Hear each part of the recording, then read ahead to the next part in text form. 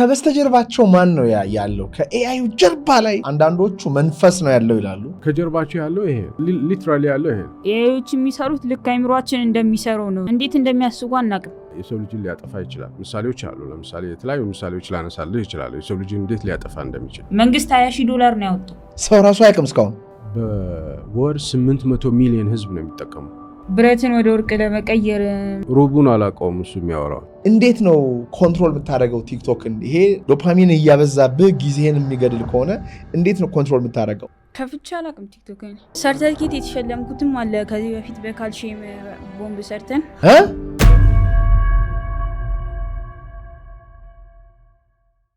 ክቡራትና ክቡራን አጠገቤ ሁለት ትልልቅ ሀሳብ የያዙ ኢትዮጵያውያን ይገኛሉ። እንግዲህ ባህሩ አባስን ታውቁታላችሁ። .com ቲቪ ሾው እንዲሁም ደግሞ ሁለት ጊዜ ወደ እናንተ አቅርቤዋለሁ። በጣም እይታቸውን ከማደንቅላቸው ሰዎች መካከል አንዱ ነው። በጣም ዲፕ የሆነ እውቀት ነው ያለው። እዚህ ጋር ደግሞ ታዳጊ ሳይንቲስት ዮሐንስ አለ። አብረን በተለያዩ ጉዳዮች ላይ እንወያያለን ማለት ነው። ኤአይ ዓለማችን ላይ በሚገርም ሁኔታ በጎ ተጽዕኖዎችን እያመጣ ነው። አት ሴም ታይምስ ደግሞ ያልተነገሩ የሰው ልጆች ላይ ከፍተኛ የሆነ አደጋዎችም አሉት የሚሉ ሰዎች አሉ። አሁን እንግዲህ ሰዎች በጎ ነገሩን ብቻ ነው የሚያዩት፣ የራሱ ደግሞ መጥፎ ነገር አለው። ግን ኤአይ ትጠቀማላችሁ ወይ እናንተ በዕለት ዕለት ውሏችሁ ላይ?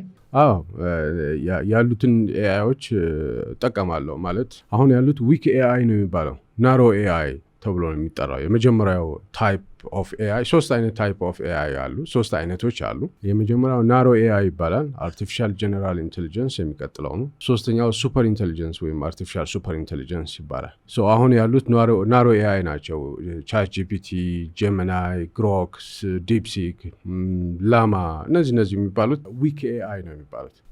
ዊክ ኤአይ ማለት አንድ ስፔሲፊክ የሆነ ታስክ የሚሰራ ማለት። ለምሳሌ የስልክህ የፌስ አንሎክ ፊቸር አለዋል። ፊትን አይቶ አንሎክ ያደርጋል። ያ ፊቸር ኤአይ ነው፣ ዊክ ነው። ምን ለማለት ነው? ፊትን አይቶ መለየት ካልሆነ በስተቀር ሌላ ማቴማቲክስ ፕሮብሌም ሶልቭ አያደርግም፣ ስቶሪ አይጽፍም፣ ኢሜይል አይጽፍም፣ ወዘተ ማለት ነው። የስ እጠቀማቸዋለሁ፣ ሁሉንም ማለት ይቻላል። በተለይ ግሮክን፣ ጄሚናይ እና ቻት ጂፒቲን ሶስቱን በጥምረት እጠቀማለሁ። አንተስ? እኔም እጠቀማለሁ። ጄሚናይ እና ቻት ጂፒቲን እጠቀማለሁ። ብዙም ሳይንስ ምናምን እንድማር ምናምን የሚረዱኝም እነሱ ናቸው።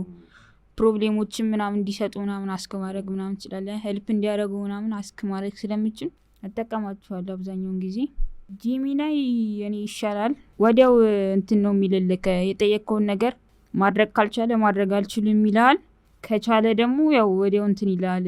ግን ሌሎቹ ይለዋል እያደረግኩት ነው ምናምን ብሎ አንዳንዴ ይለዋል። አሁን ጄሚናይ ላይ ሄደ 120 ጥያቄ ሆነን እንደዚህ ነገር ምናምን ስጠኘው ብዙ ታስክ ምናምን ከሰጠው ያው አንዳንድ ጥያቄዎችን ሚሳርጎብህ ወይ ደግሞ አንዳንድ ፔጆችን ምናምን አጥፍቶብህ ሁሉንም ሲያደርግ ግን ብዙ ጥያቄ ይሰጣል፣ ወይም የሆነ ብዙ ቤኒፊቶችን ይሰጣል። ቻት ጂፒቲ ግን እዛው ዝም ብሎ በቃ ጥያቄውን እየሰራሁት ነው ብሎ ነው የሚልህ። ጊዜ ወስድብሃል? ጊዜ ወስዳል በጣም። ሃሉሲኔሽን ይባላል ይሄ። ኤአይ ሞዴሎች ሃሉሲኔት ያደርጋሉ። አንዳንድ ጊዜ ማንኛውም ኤአይ ሲጠይቀው አላቅም አይል እና sometimes made up የሆነ መልስ ይሰጣል፣ የተሳሳተ መልስ ይሰጣል። ስለዚህ ከኤአይ ላይ ኮንተንቶች ጀነሬት የሚያደርጉ ሰዎች እኛንም ጨምሮ ልክ እንዳገኙ ዝም ብሎ ወስደው መጠቀም የለባቸውም። ኤቲክስ አለው፣ ኢፌክቲቭ ኤቲካል ዩዜጅ አለው የራሱ የሆነ ማለት ነው። ከኤአይ ጋር አሁን ለምሳሌ ዮሐንስ ተማሪ ነው፣ በጣም ኤቲካል ሆኖ መጠቀም አለበት። አለበዛ ኮፒ ፔስት እያደረገ ከሆነ ከኤአይ ላይ እየወሰደ ኮፒ ፔስት የሚያደርግ ከሆነ ያ አይደለም ሰርቭ፣ የእነዚህ ኤአይ ሞዴሎች አገልግሎት ሰርቭ እያደረገ አይደለም። ኤኒዌይ ሃሉሲኔሽን የሚባል አለ ኤአይ ላይ። ምንድነው? ሜድ አፕ የሆነ መልስ ሊሰጥ ይችላል። ለምሳሌ የዚህ ቤት ባለቤት ማን ነው ስትለው አላቅም አይል፣ ከሌ ብሎ ሊናገር ይችላል። አንተ ሪቼክ ማድረግ አለብህ። ሃሉሲኔሽኖች በሚገጥሙ ጊዜ የምትጠይቃቸው ጥያቄዎች አሉ። አር ዩ ሹር ብለህ መጠየቅ አለብህ። እስቲ ጥያቄውን እንደገና በደንብ አይተኸው እንደገና መልስ ለመስጠት መሞከር አለብህ። መሞከር እያልክ ፕሮምፕት ማድረግ አለብህ ማለት ነው። ግን ከበስተጀርባቸው ማን ነው ያለው? ከኤአዩ ጀርባ ላይ ሰው ነው ያለው። አንዳንዶቹ መንፈስ ነው ያለው ይላሉ። ኤሊያኖች ናቸው ይባላል። ምንድነው ግን ከኤአይ ጀርባ መጨረሻ ላይ ያለው ኃይል ምንድነው? በጣም አደገኛ የሚሆኑት ሱፐር ኢንቴሊጀንስ ላይ ሲደርሱ ነው። ማለትም ኤአይዎች እኛ የምናዛቸውን ነገር መታዘዝ ቆመው ምናምን በቃ ለራሳቸው ማሰብ ሲጀምሩ ወይም ደግሞ ኢሞሽንን መረዳት ሲጀምሩ አሁን ኤአይ ምናምን መናደድ ምናምን ከቻለ ምናምን እሱ መጥፎ ፓርት ነው እና ኤአይዎች የሚሰሩት ልክ አይምሯችን እንደሚሰራው ነው። አይምሯችን ውስጥ 100 ቢሊዮን ኒውሮኖች አሉ። ኒውሮኖቹ ኤአይዎችም ልክ እንደዛ ኒውሮን ኮኔክሽን የሚባል አላቸው። ኒውሮፓዝ የሚባል አላቸው፣ ኮኔክሽን አላቸው እና የአንዱ ኤአይ ማነው አሁን አንድ ኒውሮኖች በህብረት ነው አንተ እንድታስብ እንትን የሚሉ ኮሚኒኬሽን እንትን እያደረጉ እንትን አላቸው። ሆርሞኖችና ኤሌክትሪክ እንትኖችን ሲያስተላልፉ ሶዲየም አዮኖችና ፖታሺየም አዮኖችን ሲያስተላልፉ ማለት ነው አሰራጪና ተቀባይ የሚባል እንትን አላቸው። እንደዛ ነው እንትን የሚሉት እና አንዱ ኒውሮን ምንም እንድታስብ አይረዳም፣ በህብረት ነው እንድታስብ የሚረዱክ። ኤአይ ላይም እንደዛ ነው። ኒውራል እንደዛ ኔትወርክ ሰርተውላቸው እንዲያስቡ እንትን የሚያደርጋቸው የማትማቲካል ኢኩዌሽንም አለው። ግን የሚያስፈራው ፓርት እንዴት እንደሚያስቡ አናቅም። ሰው ራሱ አያቅም እስካሁን። እንዴት የሆነ ስጠይቃቸው ምናምን እንዴት አስበው እንደሚመልሱልን ማለት አሁን ኒውሮፓዛቸው ምናምን እንዴት እንደሚሰራ ምናምን እኮ አዘጋጅተውታል። ሰርተውት እንዴት እንደሚያስቡ ምናምን አያውቁም። እንዴት የሆነ ኢኩዌሽን ምናምን ሲሰጣቸው እንደዚህ እንዴት እንደሚመልሱት ምናምን አያውቁም። ማንም ሰው አያውቅም። ማንም አያውቅም ማለት ነው። ያ ነው የሚያስፈራው። ሱፐር ኢንቴሊጀንስ ገና ነው አልመጣም። ጀነራል ኢንቴሊጀንስም አልመጣም። ቅድም እንዳልኩት 3 አይነት ኤአይዎች አሉ ብያለሁ። ዊክ ኤአይ ነው አሁን ያለው። ጀነራል ኢንቴሊጀንስ ቀጥሎ ምናልባት በሚቀጥሉት 5 ዓመታት ሊመጣ ይችላል። ከዛ ሱፐር ኢንቴሊጀንስ አለ። ዮሐንስ እንዳለው ሱፐር ኢንቴሊጀንስ ትንሽ ከሰው ልጅ በላይ ስማርት ይሆናል ወይም ደግሞ የሰው ልጅን ኢንቴሊጀንስ ወይም አስተውሎት ሰርፓስ ያደርጋል ማለት ነው። የሰው ልጅ ምን እያደረገ እንደሆነ ማወቅ ይሳነዋል። ምናልባት ከዚህ ጋር ተያይዞ ሁልጊዜ የምንሰማው የሶሻል ሚዲያ ሃይፕ አለ። ኤኤስአይ ከሰው ልጅ ቁጥጥር ውጭ ከወጣ ምናልባት የሰው ልጅን ሙሉ ለሙሉ ሊያጠፋ ይችላል የሚል አለ። እኔም ራሱ ባለችኝ ትንሽም ቢሆን ግንዛቤ የሰው ልጅን ሊያጠፋ ይችላል። ምሳሌዎች አሉ። ለምሳሌ የተለያዩ ምሳሌዎች ላነሳልህ ይችላል የሰው ልጅን እንዴት ሊያጠፋ እንደሚችል። ለምሳሌ ስለ ከብት ብናወራ ካትልን ብናወራ የዛሬ 15,000 ዓመት አካባቢ ካትል ማለት ወይም ከብት ወይም ላም ማለት በጣም ሂውጅ የዱር አራዊት ነበር። በጣም ግዙፍ ፈርጣማ የዱር አራዊት ነበረ። 6 ጫማ የሚሆን ቀንድ የነበራት ነበረች ላም አይደለ? እንደውም ሉዊስ ስንተኛ 4ኛ ይሆን እንደዚህ በጣም አስገራሚ ዱር አራዊቶች ናቸው ብሏቸዋል። ላምና ከብትን ማለት ነው። በአፍሪካ በኤዥያ እንደዚህ ይገኙ ነበር። ቱርክ አካባቢ የሰው ልጅ ይሄን ነገር አንደርስታንድ አደረገ። ወተቱን ቀመሰ፣ ቆዳውን አየ፣ ጉልበቱን አየና ልጅ የሚወለድ አዲስ ልጅ ነጥቆ ቤት ውስጥ ማሳደግ ጀመረ ማለት ነው። ያሳደገ ላሞች ቴምድ ሆኑ ማለት የቤት እንስሳ የተላመዱ እንስሶች ሆኑ ማለት ነው። ከዛ በኋላ እንግዲህ በጣም ብዙ ስራዎች ብዙ ነገሮች አድርገናል። እነዛ በጣም ግዙፍ እና ፈርጣማ የነበሩ የዱር አራዊቶች መንፈሳቸውን ሰብረን ስነ ልቦናቸውን ሰብረን አሁን እዛች ጋር እናስራቸዋለን። የድሮ የዛን ጊዜ የነበረው የአንድ ከብት ብሬን አሁን በጣም አንሷል። ላም አሁን የሰው ልጅ በላዩ እንድታረግዝ ያደርጋል። ከወለደች በኋላ ልጇን 10 ደቂቃ እንኳን ሳትልስ ይቀማታል። ኢትዮጵያ ውስጥ እኛ ሀገር ውስጥ እንደምታየው ነው። ከብት በሬ እየታረደ በየቀኑ ሰዎች ሚሊዮነሪ ምን ለማለት ነው? ለምንድን ነው ያን ነገር ያደረገ የሰው ልጅ ካልክ ሰው ልጅ በጣም ወይ ስማርተር ዛን ካትል አይደለ? ከካትል በጣም ስማርት ስለሆነ ነው።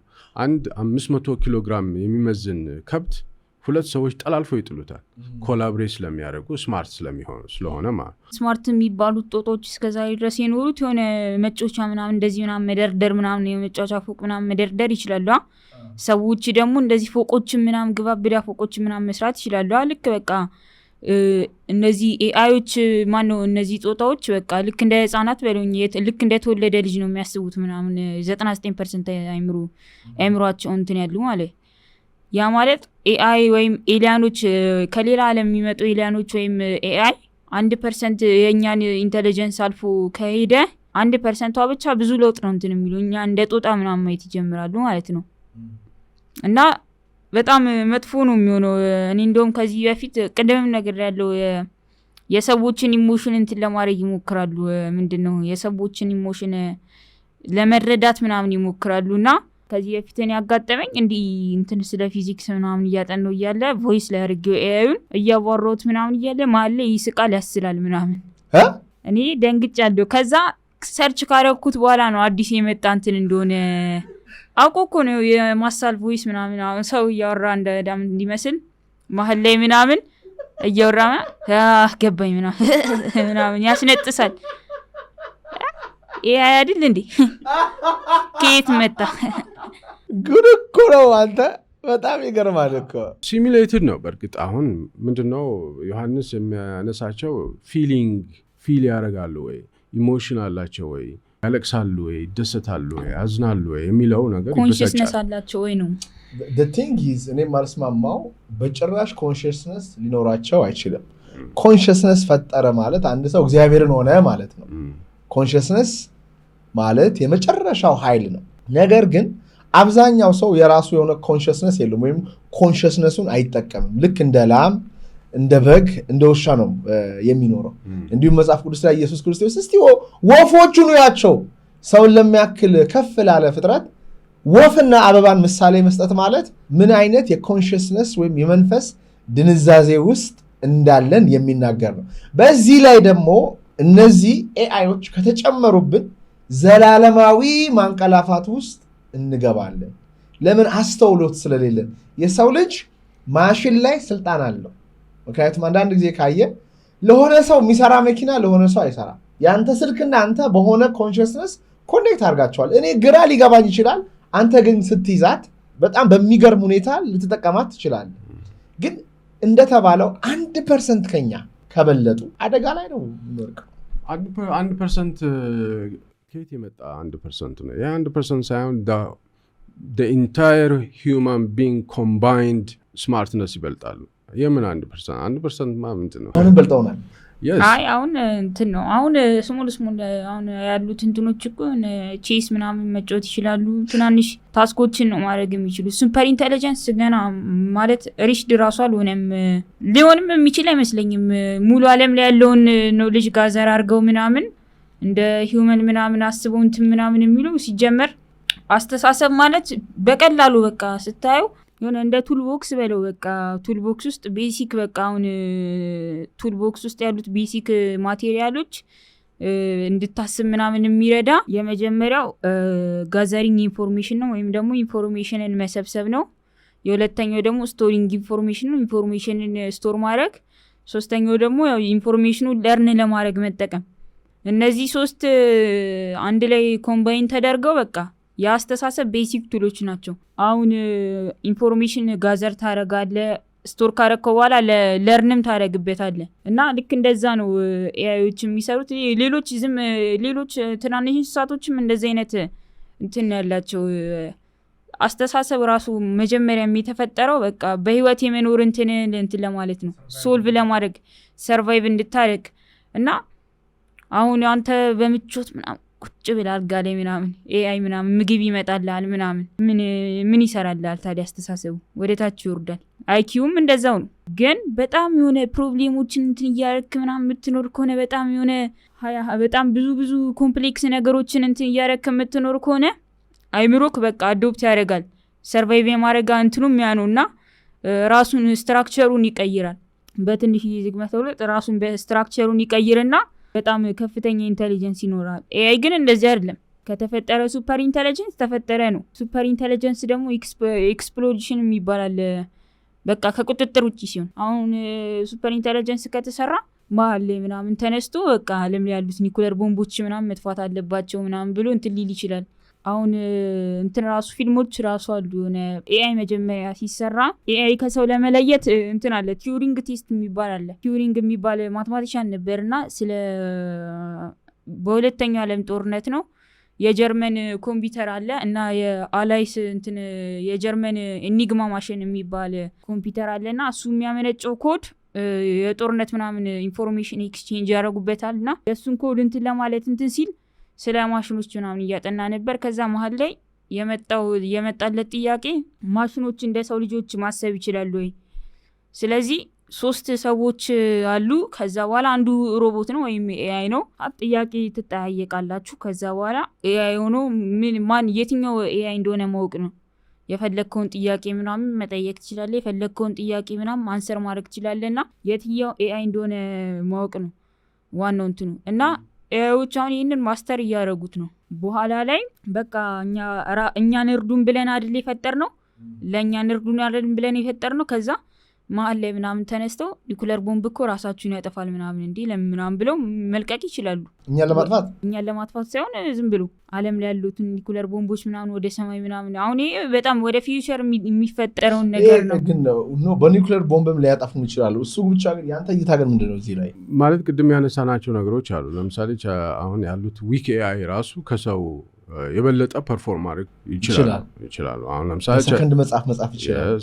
ቻትጂፒቲ የዛሬን የሙቀት መጠን በተመለከተ ስለ ሙቀት ግጥም ጻፍልኝ ብትለው በ2 ደቂቃ ባልሞላ ጊዜ ውስጥ ግጥም ይጽፍላል። ሌሎች ብዙ ነገሮችን ይሰራል። ለምሳሌ በእንግሊዝኛ መመለስ ይችላል፣ በቻይንኛ መመለስ ይችላል፣ በቪየትናሚዝ ማውራት ይችላል፣ በአማርኛ፣ በኦሮምኛ። ይሄ የሰው ልጅ እንደዛ አያደርግም። ኢሜጅ ሪኮግናይዝ ያደርጋል። ኢሜጅ ሪኮግናይዝ ያደርግ ማን ያዘዋልን ሪኮግናይዝ ያደርጋል። የቺሊ ፕሬዚዳንት ማን ነው ብለህ አሁን ሰውየው ይመጣላል አይመጣልም። ቻትጂፒቲ ግን ያውቃል። የአርጀንቲና ፕሬዚዳንት ያውቃል። የአርጀንቲና ውስጥ ያለው ፖፕ ስታር ሙዚቀኛ ብትለው ያውቃል። ስለዚህ አሁንም ቢሆን የኛ ኢንቴሊጀንስ ከዊዝደም ጋር እና ከሰውነት ጋር ከኮንሽስነስ ጋር አንድ ላይ ሆነው እንደ ፓኬጅ ሆነ የምታያቸው ነገሮች ስለሆኑ ነው የማይበልጠው እንጂ አሁን ዊክ ኤአይ የሚባሉት በብዙ ታስኮች ይበልጣል። ዮሐንስም ሲያነሳቸው የነበሩ ነገሮች ሱፐር ኢንቴሊጀንስ ላይ ሲደረስ ምንድነው ደረጃ በደረጃ ነው። በአንድ ጊዜ ሊፕ አድርጎ የሚሄድ ነገር አይደለም። ከፍተኛ ኤክስፐሪመንት የሚደረግበት ከፍተኛ ጥናትና ምርምር የሚደረግበት ዘርፍ ነው ይሄ ኤአይ ማለት ነው። ከዊክ ኤአይ ወደ ጀነራል ኢንቴሊጀንስነት ይለወጣል። ከጀነራል ኢንቴሊጀንስነት ወደ አርቲፊሻል ሱፐር ኢንቴሊጀንስነት ይለወጣል። ይሄ ሂደት ከፍተኛ የሆነ የኢንቴሊጀንስ ለውጥ ይመጣል ማለት ለምሳሌ አሁን ያሉት ዊክ ኤአይ የሚባሉት 12ኛ ክፍል የሃይ ስኩል ተማሪ በጣም ስማርት የሆነው የሃይ ስኩል ተማሪ ያሉ ኢንቴሊጀንስ አይነት ሊኖራቸው ይችላል።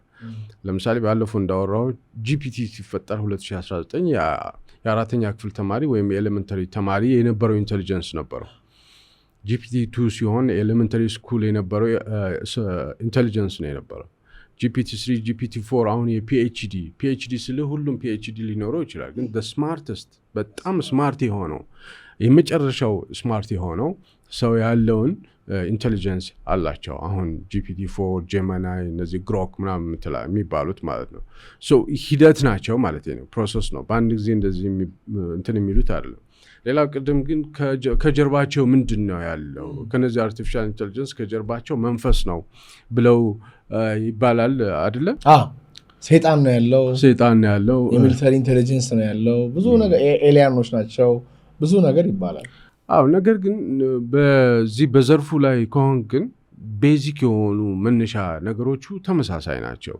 ለምሳሌ ማሽን ለርኒንግ የሚባላል፣ ቅድም ዮሐንስ ያነሳው የነበረው ኒውራል ኔትወርክስ የሚባላል and large language model የሚባሉ አሉ። እነዚህ ማሽኖች በዚህ ደረጃ እንዲህ አይነት ታስኮችን ፐርፎርም ማድረግ እንዲችሉ የሚያስችሉት ማሽን ለርኒንግ፣ ኒውራል ኔትወርክስ እና ላርጅ ላንጉጅ ሞዴሎች ናቸው። እነዚህ 3ቱ ናቸው በዋናነት ማለት ነው። አስፈላጊ ከሆነ እነዚህም በዝርዝር ልናወራቸው እንችላለን። ከጀርባቸው ያለው ይሄ ነው። ሊትራሊ ያለው ይሄ ነው። ማን ነው ኮንትሮል ግን የሚያደርጋቸው? አርቲፊሻል ኢንተለጀንስ ራሱን በራሱ ነው የሚመራው። ቀደም እንዳልኩት ማንም እንደሚመራው ማንም እንደዚህ አርግ ብሎ የሚቆጣጠር የለም።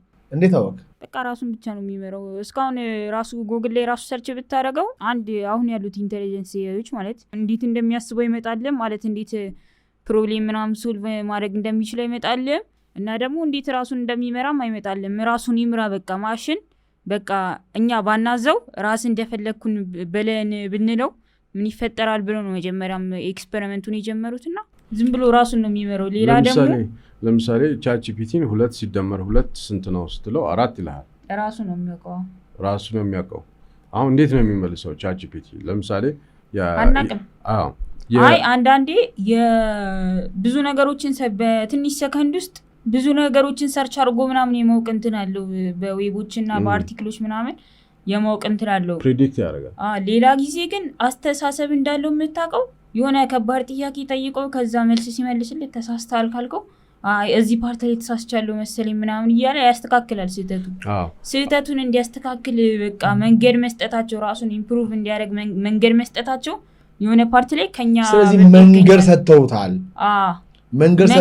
ማለት ግን እንዴት እንደሚሄድ ምናምን አያውቁም አሁን ቆይ እንዳንሻወዳ ይሄን አሁን ለምሳሌ ሳም አልትማን ቻት ጂፒቲ ካምፓኒ ኦፕን ኤአይ ቻት ጂፒቲ ምን ብሎ ለኔ መንገር እንዳለበት በሆነ መንገድ ኢንፍሉዌንስ አያደርግም አንዳንዴ ነው ሁሌ ነው ለምሳሌ ስለዚህ ጉዳይ እንዳታወራ ስለዚህ ጉዳይ አብራ ብለው ያዙታል ያዙታል እንትን ቻት ጂፒቲን መጀመሪያ የመሰረተው ሰውዬ ጂዊሽ ነው አይሁር ነው እና ያኔ እኔ ያላወቅኩ ነበረ ቁጭ ብለን ምናምን የሂትለርን ፎቶ ምናምን አልችልም ምናምን አለኝ ለምን እንደዚህ አይነት ነገሮችን እንትን ማድረግ ጂዊሽ ነው ሰውዬው ሂትለር ምንድን ያደረጋቸው እነሱን በሁለተኛ ዓለም ጦርነት ጊዜ ጨፍጭፏቸዋል እንዳለ ሰርች አድርገህ ከፈለክ ብዙ ዳርክ ስቶሪ ነው የሚመጣልህ ሂትለር ጥሩ ስቶሪ አለው እንዴ የለውም እኮ ግን ጂዊሾች ላይ ነው በጣም ብዙ እንትን ያደረገው አይሁሮች ላይ ነው እና ያሄዱ የሂትለርን ፎቶ ምናምን ብዬ እንትን ስለው እኔ ዝም ብዬ ፈታ ላይ ማለት ከኒኮላ ቴስላ ጋር ምናምን ብዬ አልችልም ምናምን ነው እንዴ ያዙታል እንደውም የሆነ ኤክስፐሪመንት አለ ጥያቄ ጠይቁትና ቀጥተኛ መልስ የስ ኖ ወይም የስም ኖ ማለትም ካልቻል ካፕል ብለህ መልስ ምናምን ብሎ የሆነ ኤክስፐሪመንት የሚያደርጉት አለ እንደዛ ኤክስፐሪመንት የሚያደርጉት አለ ግን ይሄኛው ቀጥታ ነው በቃ አልችልም መቼም ማድረግ አልችልም ብሎ እንትን ያለው እሷናት አሁን የኔ ትልቁ ነገር ሰው እንደ እግዚአብሔር ቃል እንደ ወንጌል አሜን እያለ እነዚህን ኤአዮች እየወሰዳቸው ነው እና በጣም ኮንሽስ ካልሆንኩ አንዳንዱ ፐርሰናል ጥያቄ ይጠይቃል ፍቅረኛዬ እንደዚህ ብላኝ ከዛ እንደዚህ 3 ልጅ ወልጃለሁ በዚህ ገብቶ በዚህ ስራ እያለ ከስራ ውጪ ሚስጥሩን ሁሉ ዝርግፍ አድርጎ ይሰጣቸዋል የሚገርም አንድ አይነት ጥያቄ አሁን ስልካችንን አውጥተን አንድ አይነት ጥያቄ ብንጠይቅ እንጠይቀው መጠይቅ እንችላለን እንጠይቀዋለን ነገር ግን ፐርሰናላይዜሽን የሚባል ነገር አለ ፐርሰናላይዜሽን ማለት የኔ ቻት ጂፒቲ እና ያንተ ቻት ጂፒቲ የሱ ጀሚናይ ሶስታችንም ስንጠቀመው ቆይተናል ስትጠቀመው ቆይተናል ሶ somehow ያንተን ቢሄቪየር ያንተን ፐርሰናሊቲ ያንተን አጠቃላይ ሁኔታ አይቶ ነው የሚመልሰው yes ምን ለምሳሌ እኔ .com ቲቪ ሾው የሚባል ቻነል እንዳለኝ ኤንቢሲ ላይ እንደምሰራ ያውቃል ዩቲዩብ ላይ እንደምሰራ ያውቃል አብዛኛው የማነባቸው ነገሮች ቴክኖሎጂ ነክ እንደሆኑ ያውቃል እድሜን ያውቃል ሶ አሁን ሲመልስልኝ ፐርሰናላይዝ አድርጎ ነው የሚመልስ ፀሐይ በቤት ነው የምትወጣው ብለን እንጠይቀው ለምሳሌ ፀሐይ በምስራቅ ነው የምትወጣው ብሎ ይነግረናል ይሄ ጀነራል ኖሌጅ ነው ለሁሉም ሰው የሚመለሰው አይነት መልስ ነው ይሄ ለምሳሌ ደስተኛ ለመሆን ምን ላድርግ yes ደስተኛ ለመሆን ጀነራል ጥያቄ ነው ይሄ ጀነራል ጥያቄ ነው ግን አሁንም ካንተ ሁኔታ አኳያ ነው የሚመልስልህ ይሄ ነው እኮ በጣም ትልቁ ችግር እኮ that's the problem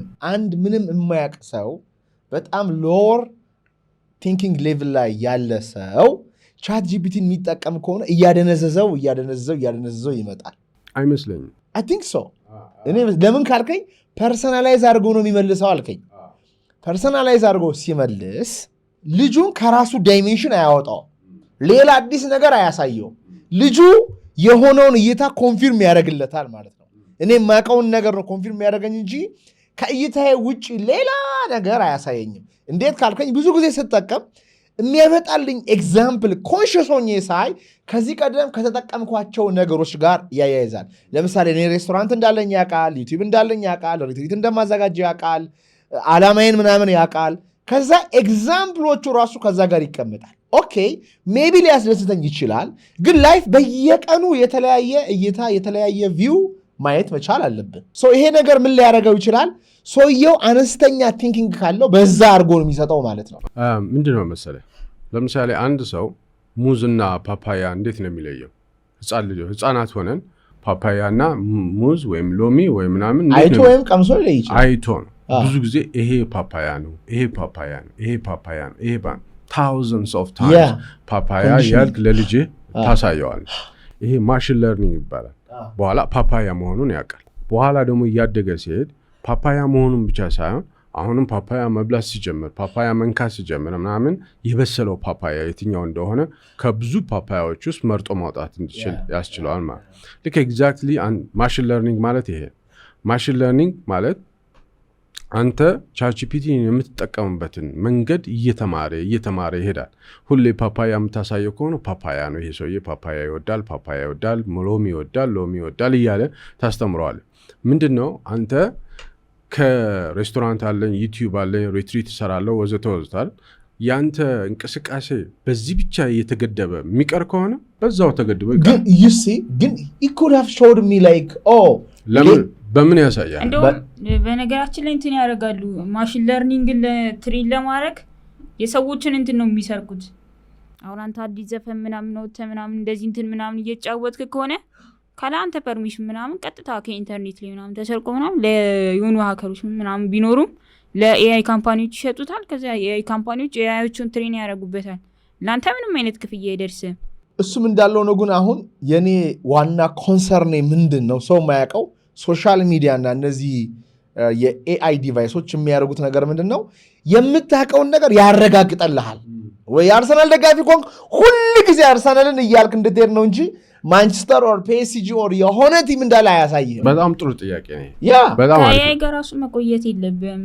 ዝም ብለውን ሌላ አዲስ ምናምን ስልክ ገዝተህ ምናምን ማን ያዟል እሸቱ ነኝ ብለው በማግስቱ ደግሞ የሆነ ጥያቄ ስጠይቀው ልክ እንደ ማን ያዟል እሸቱ አድርጎ ነው የሚነግርህ በቃ ወዲያው ነው የሚያፈጥነው ወዲያው በሰከንድ ራሱ ብትጠይቀው ፐርሰናሊቲን ወዲያው ይማረዋል you see that's the danger you know what I'm saying like እኔ ግን በጣም አሁን እኔ ያን ነገር በጣም እጠነቀቃለሁ ኦኬ ሌላ እኮ ማላቃቸው ካንተ ጋር ዛሬ አንድ ቀን ቡል ወይም ከሱ ጋር ቡል ሌላ እይታ ትሰጡኛላችሁ እኮ አሁን እኔ ትክክል ነኝ ያልኩትን አይ ስህተት ነው እኔ በህይወቴ እንዴት አደከካልከኝ በየቀኑ አለማወቄን እያወቅኩኝ የሆነ መጽሐፍ ሳነብ ለካ አላቅም ማለት ነው ያልኩኝ ይሆናል አይደል ሳምሃው ኢግኖራንት እንደሆንኩ እየተሰማኝ ነው በጣም ጥሩ ጥያቄ ነው አሁን በትክክለኛ ምሳሌ እኔ በሆነ ነገር ለምሳሌ ማይናማር ውስጥ 2012 ነው 2015 እንደዚህ እርስ በርሳቸው ተጨፋጭፈዋል ከ10,000 ሰው በላይ አልቋል ማይናማር ውስጥ ሁለት ግሩፖች አሉ አንዱ ማጆሪቲ ሃይማኖት አለ ሌላኛው ማይኖሪቲ ሃይማኖት አለ ስለዚህ ሁለቱ ተጣሉና ብዙ ሰው አልቋል ፌስቡክ በዛ ጊዜ የሚያደርግ የነበረው ምንድነው የማጆሪቲ የሆኑትን ሰዎች ያውቃል በአልጎሪዝሙ ምክንያቱም ሁሉ ጊዜ የነዚህን መጥፎነት ያያሉ ይሄኛውም የነዚህን መጥፎነት ያያል ሶ በኃይል እንዲጨፋጨፉ አደረጋቸው ምክንያቱም ሞር እንድትጠላ ያደርጋል ሞር ባህሩን የምትጠላ ከሆነ የባህሩን ቪዲዮ ያመጣልሃል ማለት ያ ማለት ከፍተኛ የሆነ ጥላቻ ውስጥ እንድትገባ ያደርጋል ተነስተህ መተናነቅ ደረጃ ያደርሳል ማለት ይሄ እዚህ ጋር አንድ ከጀርባው ምን አለ ትኩረት የሚባል ነገር አለ በፊት ዳታ ነበር አይደለ በጣም ውዱ አሁን ደግሞ ትኩረት ነው attention አንተ if you pay attention to የሆነ ቪዲዮ ይሄን ቪዲዮ ይወዳል ማለት ነው ብሎ ነው የሚያስበው እነዛ ማይናማር ውስጥ እርስ በርሳቸው ሲገዳደሉ እኮ ፌስቡክም ይሁን ቲክቶክ ዩቲዩብ እየተገዳደሉ ነው ብሎ አያውቅም ትኩረት ሰጥተው ስለሚያዩ ነው በብስጭት ስለሚያዩ ነው ስለዚህ አንተን ያበሳጨህን ነገር ብዙ ቪዲዮ ካየ ቪዲዮን እየጨረስ ካየ you are telling the algorithm more of እነዚህን አምጣልኝ ያልከው ነው ማለት ነው እዚህ ጋር ነው ኤቲካል የሆነ አጠቃቀም የሚባለው አርቲፊሻል ኢንተለጀንስ የኤቲካል ዩዜጅ የሚባለው በአግባቡ መጠቀም መልመድ መቻል አለበት አሁን አንተ እንዳልከው ሪትሪት ወዘተ ብቻ ሳይሆን ሌላ ሳይድ ኦፍ ዩርሰልፍ ማሳየት አለበት ማለት አለዛ አልጎሪዝሙ እነዚህ ነው የሚወደው እያለ ያመጣል ሁለተኛ እነዚህ ኤአይዎች ንግድ ነው ኮመርሻል መሆኑን አትርሱ ንግድም ሲባል ዝም ብሎ ንግድ አይደለም ለምሳሌ ቻትጂፒቲ አሁን በወር 800 ሚሊዮን ህዝብ ነው የሚጠቀመው በሳምንት መንዝሊ አክቲቭ ዩዘር 1 ቢሊዮን $1 ቢሊዮን ይሰራል ማለት ነው በቀን እና ንግድም yes በቀን 1 ቢሊዮን ዩዘር 1 ቢሊዮን በትንሹ ማለት ነው 1 ቢሊዮን ዩዘሮች አሉት አንዳንድ ዶላር እንኳን ብናወጣ በከዛ እኔን አውቆኝ ታርጎኝ ለሆነ ድርጅት ይሸጠዋል እኔን ድብና አርጎ አውቆ ሃይማኖቴን አውቆ ስራዬን አውቆ እድሜን አውቆ ፍላጎቴን ሚስጥሬን ጭምር ያወራሁትን ወስዶ እንዲህ የሚባል ማን ያዘዋል እሸቱ የተባለ ሬስቶራንት ያለው ፖድካስት የሚያዘጋጅ እንደዚህ አይነት ፎሎወር ያለው እድሜው እንደዚህ ሆነ ያላገባ ሃይማኖቱ ኦርቶዶክስ አለና ለሱ ማስታወቂያ ሰርታችሁ ብር ማግኘት ትችላላችሁ ከዛስ እኔ ኮንሽስ አይደለሁም አብዛኛው ሰው ኮንሽስ ስላልሆነ የኔ የግል ዳታዬን ታርጌት ያደረገ ማስታወቂያ እዛ ጋር ይሰራልኛል ማለት ነው። እኔ እንዲሁም አንዳንዴ ጥርጣሬ ምንድነው ጂሚናይ ምናምን እንደዚህ እየሰማን ይመስለኛል። ይሰማናል ምንም ሳንከፍት ራሱ ይሰማናል ማለት መዝጋትም ይችላል። የሆነ ነገር እየወራ ከሆነ ይሰማል። እንደውም ዩቲዩብ ቪዲዮ ላይ ምናምን የምታየውን ነገር ምናምን ስለ ሳይንስ የምታይ ከሆነ በቃ የሚመጣል ቪዲዮ አዲስ የተለቀቀ ስለ ሳይንስ ምንም ሰብስክራይብ ሳታደርግ ከሆነ እንደዛ የሚመጣል በኤአይ ምክንያት ነው። አልጎሪዝሙ ነው። አልጎሪዝሙ ያንተን ትኩረት ነው የሚያየው። አቴንሽን ለምንድን ነው የሰጠኸው የሚለው። ለምሳሌ ዩቲዩባችንን ብንከፍት የዩቲዩብ ወላችን የሁላችንም ይለያያል። ለምንድን ነው የሚለያየው? የት ላይ ነው ትኩረት አድርገን ቪዲዮ የምናየው? ለምሳሌ የኔ ዩቲዩብ ብከፍት አብዛኛው ቴክኖሎጂ ነክ የሆኑ ነገሮች ናቸው። ዮሐንስ ጋር ሌላ ነገር ሊሆን ይችላል፣ አንተ ጋር እንደዚሁ ሌላ ነገር ሊሆን ይችላል። አሁን አቴንሽን ነው የሚሸጠው። ያንተ አቴንሽን የ2 ሰከንድ አቴንሽን ለኦፕን ኤአይ $1 ቢሊየን ቢዝነስ ነው ያንተ አቴንሽን ማለት። ኦኬ ሶ አቴንሽንን በነገርከው ቁጥር ለምሳሌ አሁን ቲክቶክ ሰዎች ቲክቶክ ያያሉ አይደል? ቲክቶክ ሲያዩ ቀጥሎ የሚመጣው ቪዲዮ በእነሱ ቁጥር ውጭ በእነሱ ቁጥር ስራ አይደለም። ቲክቶክ ስታይ የሚቀጥለው ቪዲዮ የሚያመጣልህ ኤአዩ ነው እየመረጠ የሚያመጣልህ። አንተ እዛ ጋር ምንም አይነት ፓወር የለህም። ስልክህን ይሄንን ስልክ በ30 በ40 ሺህ ብር የገዛውን ከመሸከም የዘለለ እንትን የለህም። አልጎሪዝሙ ነው የሚመርጥልህ። አልጎሪዝሙ ግን የሚመርጥልህ መጀመሪያ ያንተን አቴንሽን እያየ ነው፣ ያንተን ትኩረት እያየ ነው። ትኩረትን ለምሳሌ ሶሻል ሚዲያ ላይ ላይክ የሚባል አለ፣ ኮሜንት የሚባል አለ፣ ሼር የሚባል አለ አይደል? እነዚህ ቁልፎች ናቸው ማለት ነው። ለአልጎሪዝሙ እንደ ኢንፑት ናቸው። ላይክ አረከው ማለት የሆነ ነገር ነው። ሼር አረከው ማለት በጣም ወደዋል ማለት ነው። ቪዲዮን ደግሞ ጨርሰህ አየኸው ማለት ሞር እያለ እየመረጠ ያመጣል ማለት ነው። ሶ ይሄ ነገር ከጀርባ ስለሆነና ስለማታየው ቅድም እንዳልኩ ባህሩን የምትጠላው ከሆነ እና የምናገረውን ነገር በጣም ጥርስህን እየነከስክ ይህን ሰውየውማ ባገኘሁት እያልክ ቪዲዮ ያልቃ ጨረስከው ማለት ነው። እያበሳጨሁ ነው ጨረስከው ማለት ነው። ኔክስት የባህሩ ወሬ ያመጣል። እሱም ያየው ቪዲዮን ጨርሰህ ካየህ ትኩረትህን ነው ወዶታል ማለት ነው። እነ ዩቲዩብ በምንድን ነው የሚኖሩት? በአድቨርታይዝመንት አይደለም። ስኪፐብል አድቨርታይዝመንት አሉ አይደል? ሚድሮል ላይ ወይ መጨረሻ ላይ የሚመጡ አሉ። እነሱን ጨርሰህ አየህ ማለት ለጉግል በጣም ከፍተኛ ገቢ ነው ማለት ነው። ስለዚህ ትኩረት ነው አሁን ትልቁ አሴት ማለት ነው።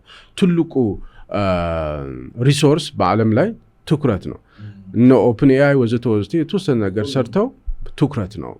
ያንተን ትኩረት ወደ ገንዘብነት ይለውጣል። where the focus goes energy flows ይባላል። እና attention ለመደበኛ ሰው ምንም ነው፣ ግን ለቢዝነስ ሰው ግን ከላይ አትገዛውማ፣ ስታይ እኮ ነው የምትገዛው። እና የሚያሳዝነው ነገር ደግሞ ቅድም እንዳልከው አንተ አእምሮን አትቆጣጠረውም፣ እነሱ ግን ይቆጣጠሩታል። እንዴት ከተባለ እነዚህ ካምፓኒዎች ትልልቅ ሳይኮሎጂስቶች አሏቸው። አእምሮ የሚሰራበትን መንገድ ኤግዛክትሊ ያውቃል። ዩቲዩብ አልጎሪዝም ትልቅ አእምሮ ነው። የቲክቶክ አልጎሪዝም አእምሮ ነው። ከኔ አእምሮ ጋር ሲንክ አድርጓል። እነሱ የሰሩት አርቲፊሻል አእምሮ ከኔ ጋር ሲንክ ስላደረገ እኔ አእምሮ ውስጥ ያለውን ነገር ሳይ ነው በጣም ደስ የሚለኝ።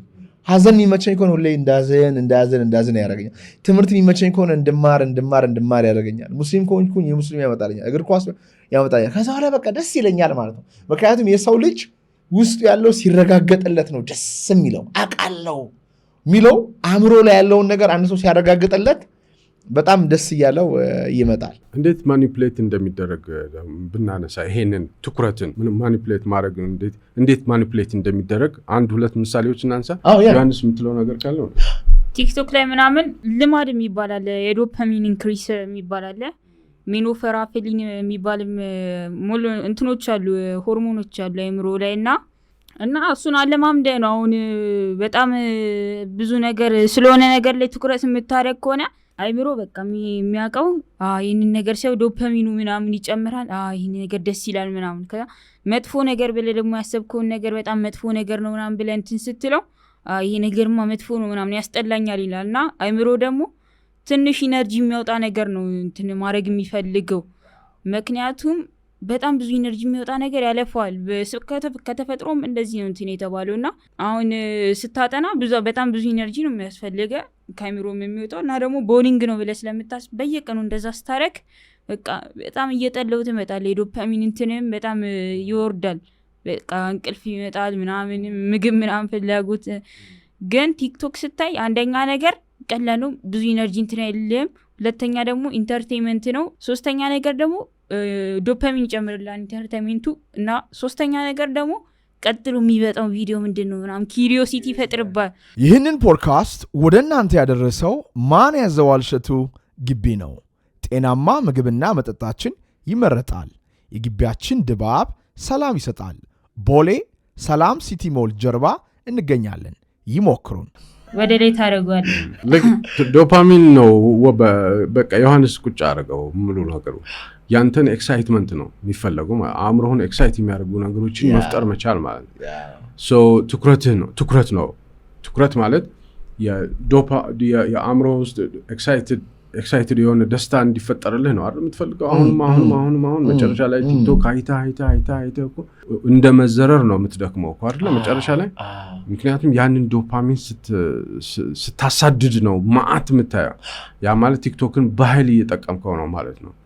ነገር ግን ይሄ ትኩረት የሚባለው ነገር እንዴት ማኒፑሌት እንደሚደረግ አንድ ሁለት ምሳሌ ላንሳል።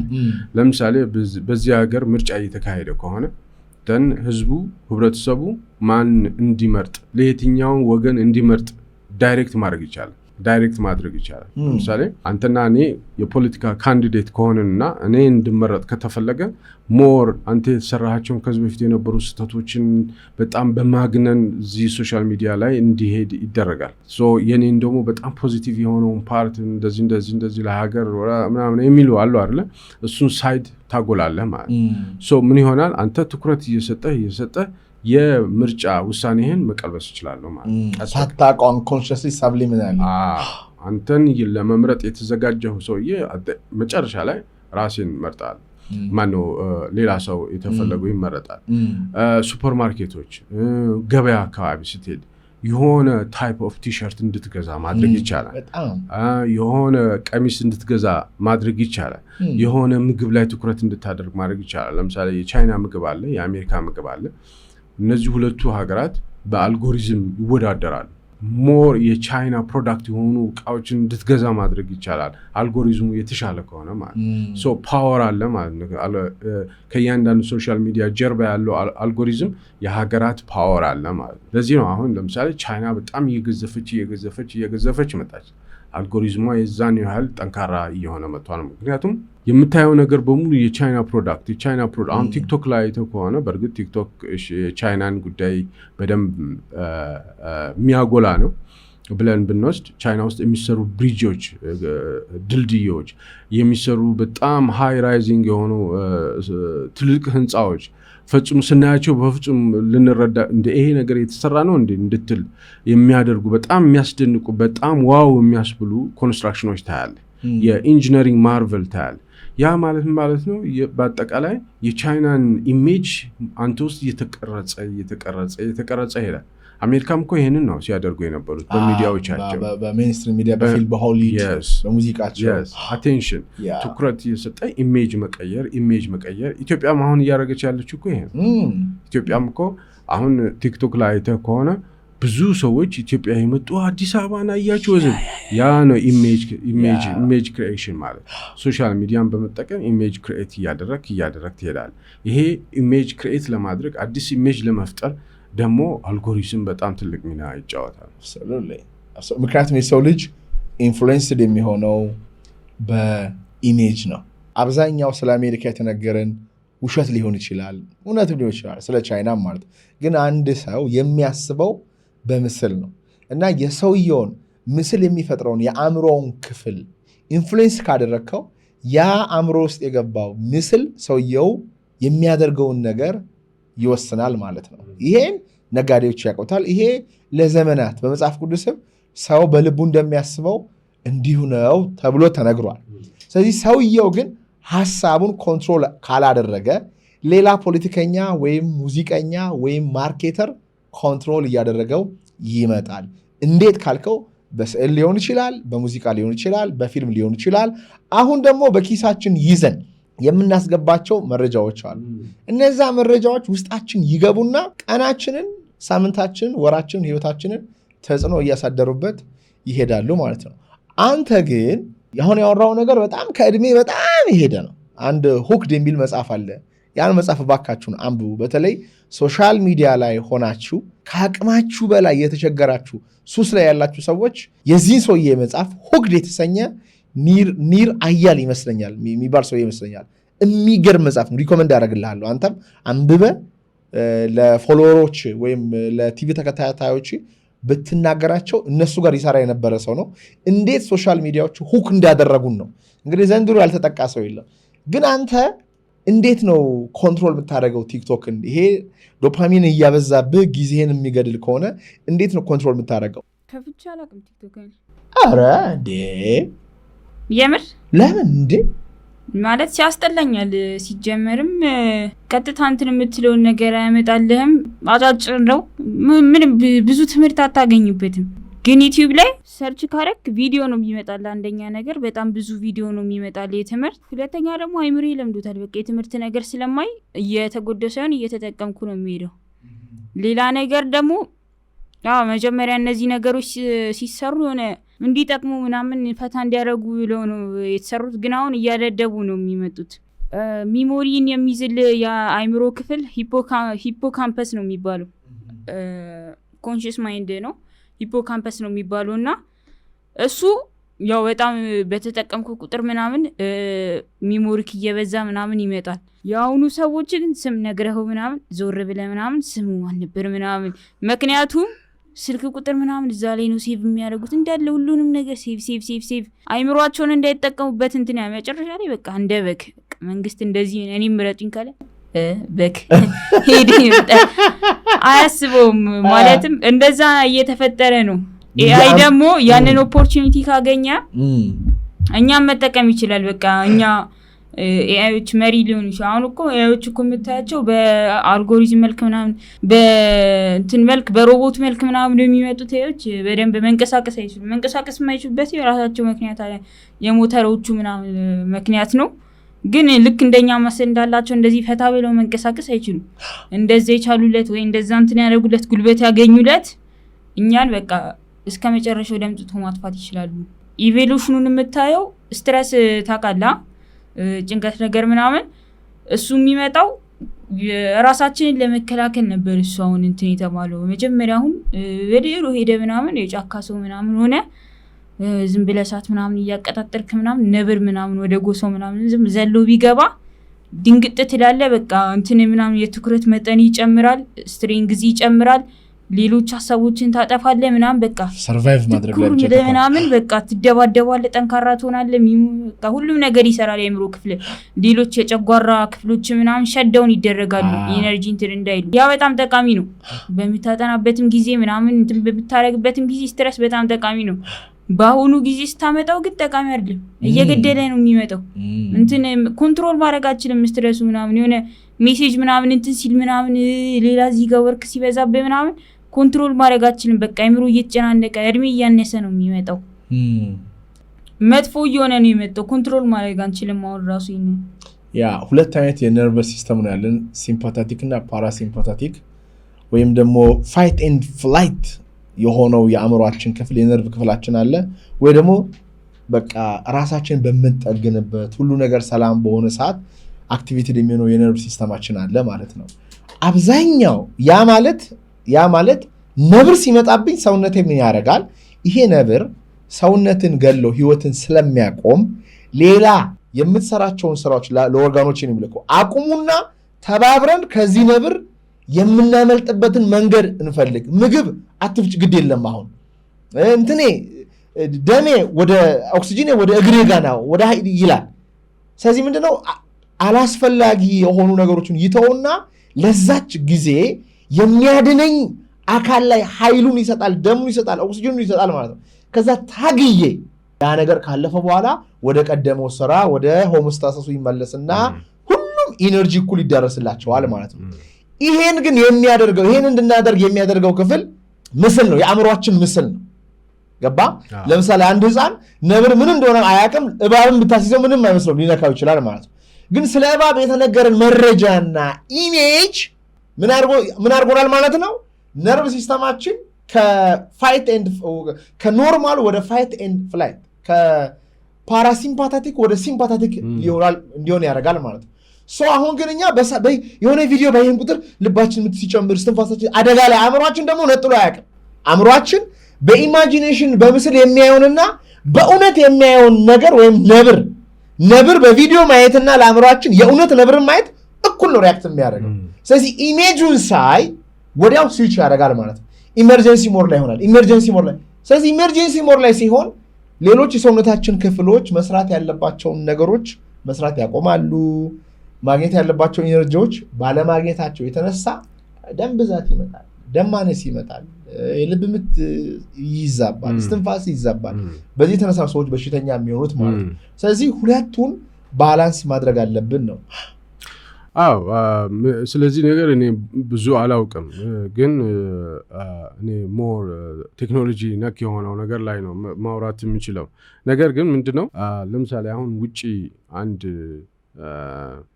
ቦምብ ቢፈነዳ አሁን ከዚህ ስቱዲዮ ውጭ አያድርገውና ወይም እሳት ቢነሳ ግር ብለን ተነስተን ነው የምንሄደው። አሁን እዚህ የሰራ ነው ያለውን ነገር እናቆማለን። ስለዚህ ወደዛ ነው የምንሄደው ማለት ነው። ልክ ኤግዛክትሊ ሰውነታችንም እንደዚህ ነው የሚሰራው። አንድ ነብር በምታይበት ጊዜ በጣም ከፍተኛ ድንጋጤ ይፈጠራል። and ያንን አሁን እንዳልከው ያንን ነገር ታክል ለማድረግ ሌላውን ጉልበቱን በሙሉ ይጠቀማል ማለት ነው። ጦርነትን ብታይ ኤግዛክትሊ እንደዚህ ነው የሚሆነው። በአንድ ፍሮንት ላይ ከፍተኛ አደጋ ከተከሰተ በሙሉ ብርጌዶቹ ተሰብስበው መጥተው እዚህ ያለውን ፍሮንት ይገጥማሉ፣ ያኛውን በመተው ማለት ነው። somehow ሰውነታችን የሚያደርገው ነገር እዚሁ ዩኒቨርስ ውስጥ ስናደርገው የቆየናቸው ነገሮች ናቸው። በአንድ ቢሆን በሌላ እናደርጋቸዋለን ማለት ነው። ሰውነታችን ውስጥ የሚሆኑ ነገሮች የዛ ተምሳሌቶች ናቸው ምድር ላይ የምናደርጋቸው ነገሮች። absolutely በጣም ይገርማል። እውቀቶቹ ግን ከየት ነው የምታገኛቸው? ይገርማል። ይሄ እውቀት የጭንቅላተው ነገር yes በጣም እንደውም እኔ የመጣሁበት ምክንያቱም ዋናው ማን ያዘዋል ስናወራ ልጅ ነው እንደምታየው ከኛ እኩል እያወራ ነው። አይ ቲንክ አብዛኛው ነገር የሚያወራውም ነገር እኔ የማናውቀውንም ነገር ያወራል። በጣም ብዙ ነገር ለምሳሌ ባለፈው ያደረጋችሁትን ፖድካስት ለኒውተን፣ ለሜካኒክስ፣ ኳንተም ሜካኒክስ ወዘተ ማንሃታን ፕሮጀክት ስለ ብላክ ሆል አንስተሃል። እነዚህ እኔ የተወሰኑት በጀነራል ኖሌጅ በጠቅላላ እውቀትነት ማቃቸው እንጂ እንደዚህ ሚዲያ ላይ መጥቼ ልቤን እንትን ብዬ ማወራቸው አይደለም። አብዛኛው የሚያወራቸው ነገሮች ጭልጭል የሚሉ እውቀቶች ናቸው ለኔ። ያንን ፖድካስት ሳይ እኔ ፊል ያደረኩት ነገር ምንድነው ይሄ ልጅ ጋይድ መደረግ አለበት የሚል ስሜት ተሰማኝ ማለት ነው። አንድ ማቴማቲክስ ፕሮብሌም ሶልቭ አድርጌያለሁ ብሎ ሲል ነበረ አይደለ? እሱንም በተመለከተ በአጠቃላይ ይሄ ልጅ ጋይድ መደረግ ያለበት ስለመሰለኝ ነው የመጣሁት። ይሄ ፖድካስት የኔ አይደለም፣ የእሱ ፖድካስት ነው። ስፖትላይቱ እሱ ላይ ነው ያለው። ግን ጋይድ መደረግ አለበት፣ ኃላፊነት የሚወስድ አካል መኖር አለበት። ኢትዮጵያ ውስጥ በዚህ እድሜው 14 ዓመቱ አይደለም?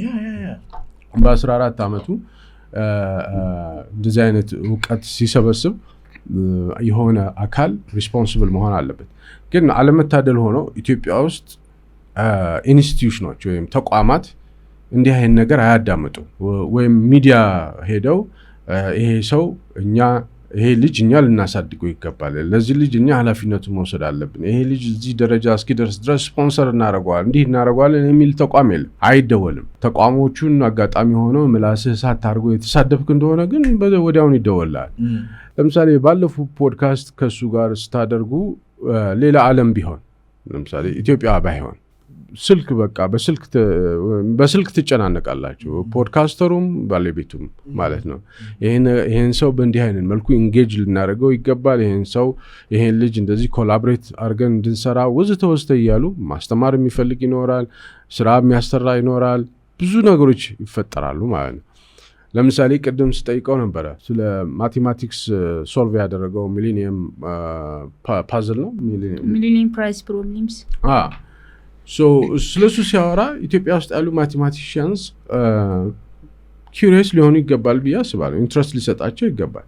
ምን አይነት ፕሮብሌም ነው ሶልቭ ያደረከው? እንየው፣ እኛ ፒር ሪቪው እናደርግልህ ወዘተ ሊሉት ይገባ ነበረ ብዬ አስባለሁ። ኢንስቲትዩሽን ኢትዮጵያ ውስጥ ኢንስቲትዩሽን አይደውልልህም።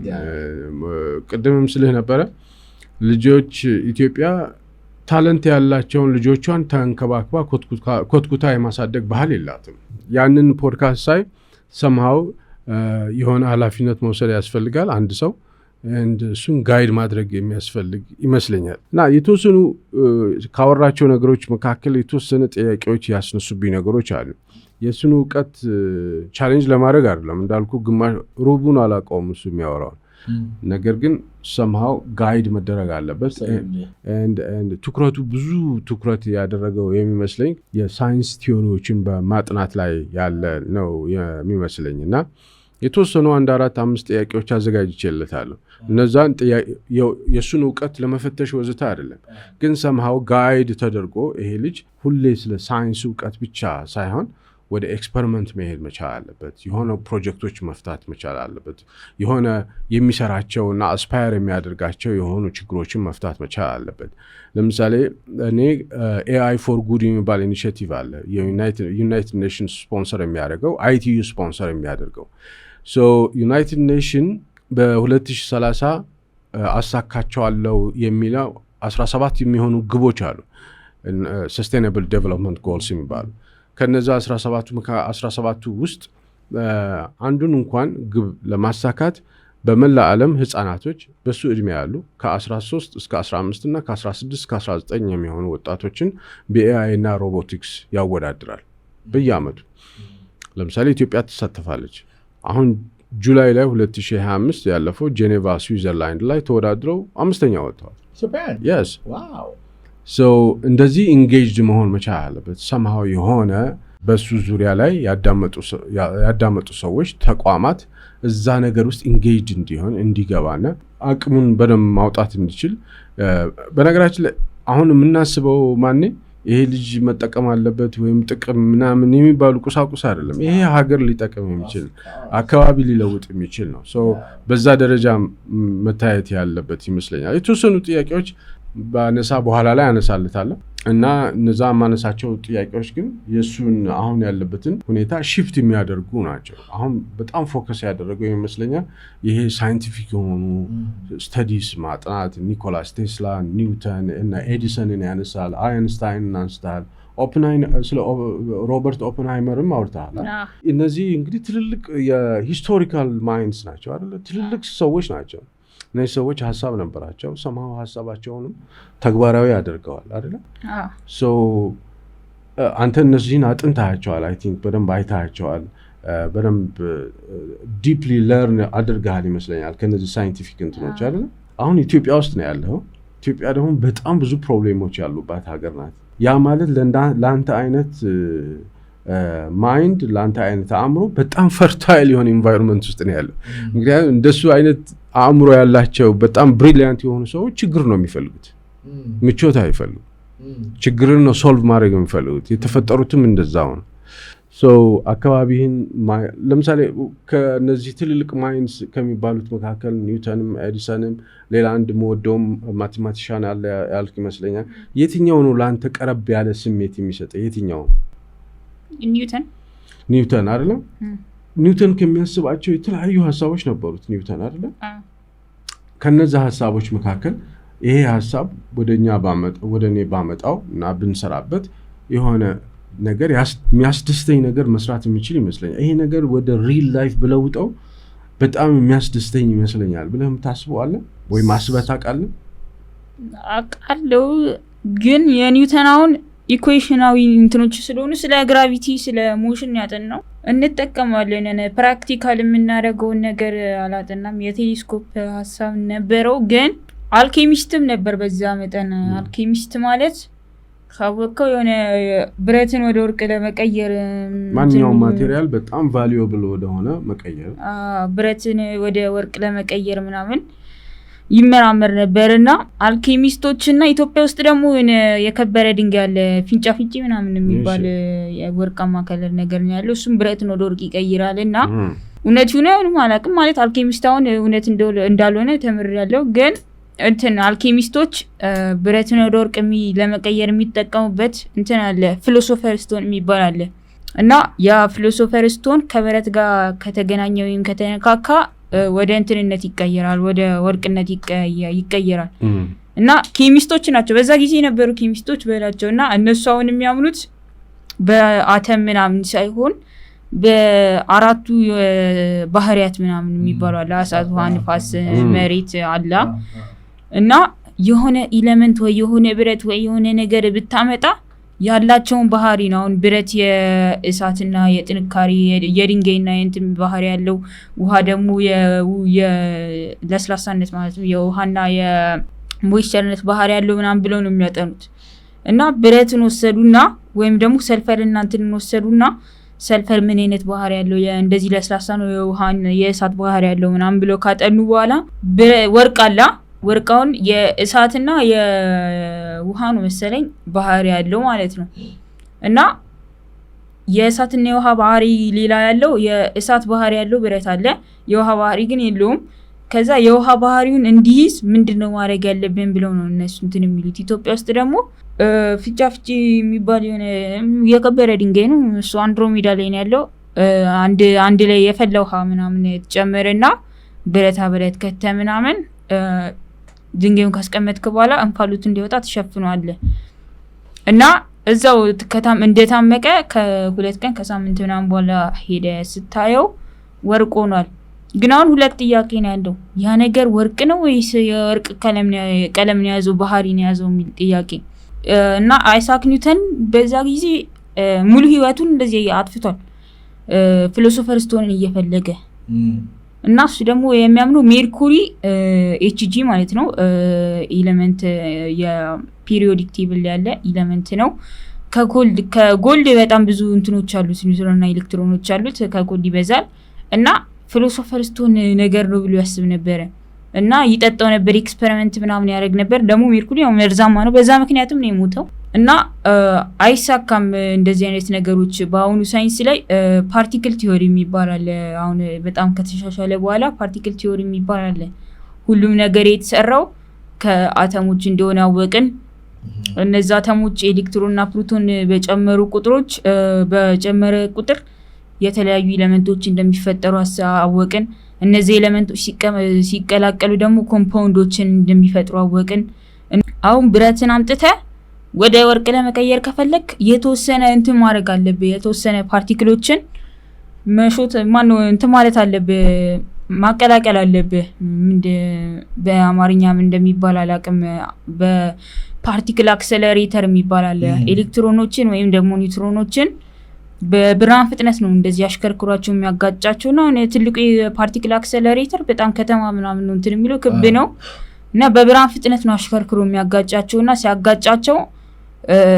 የጎልድን እንትን ጎልድ ይፈጠራል አተሞችን ስለቀላቀልካቸው በፊውዥን መልክ ማለት ነው አሁን ስለ ፓርቲክል ቲዮሪ ቢጠና እዚህ ሀገር ውስጥ ጥሩ ነው ብዬ አስባለሁ ሌላኛው ነገር ደግሞ ስለ ፓርቲክል ቲዮሪ አልፎ ደግሞ ዓለማችን ላይ አሁን በጣም ውድ የሚባለው እንትን ምን ይመስላል ላንተ እንትን በጣም ውድ የሚባል ማቴሪያል ዓለማችን ላይ ውድ የሚባል ማቴሪያል ያን ያላጥንቻ አላቀውም ግን probably ዳይመንድ ነው ዳይመንድ አይደለም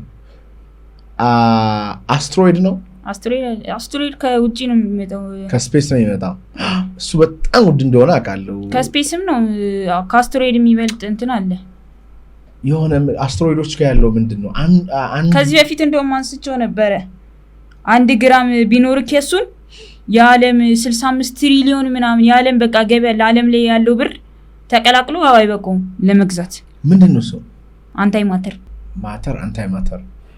የልዩ ማተር ነው ማለትም ቻርጁ የተለየ ማተር ነው ኤሌክትሮን ፕሮቶን ኒውትሮን አለ ኤሌክትሮን ኔጌቲቭሊ ቻርጅ ነው ፕሮቶን ፖዚቲቭሊ ቻርጅ ነው ያው ኒውትሮን የለውም ዝም ብለን እናስቀምጠዋለን ኤሌክትሮን ኔጌቲቭሊ ቻርጅ የነበረው በፎርስ ፖዚቲቭሊ ቻርጅ ይሆናል ኤሌክትሮን ፖዚቲቭሊ ቻርጅ እንዴት ይሆናል ፖዚትሮን ይባላል ከዛ በኋላ እንትኑ ደግሞ ፕሮቶኑ ደግሞ አንታይ ኤሌክትሮን ይባላል አንታይ ፕሮቶን ይባላል ኔጌቲቭሊ ቻርጅ ይኖራል ፖዚቲቭሊ ቻርጅ የነበረው እና ያ ፒዩር ኢነርጂ በለው በቃ ከኖርማል ማተር ጋር ከተቀላቀለ አሁን ያ በአንታይ ማተር ወይም በአንታይ አተም የተሰራ እቃ ይሄንን አሁን በሰራው በአንታይ ማተር እቃ እና በኖርማል እቃ ተመሳሳይ ነው ግን ከተገናኙ ያው ነገር ያለው ከዚህ በፊት ፒዩር ኢነርጂ ነው የሚፈጠረው እና እሱ በጣም ውድ ነው።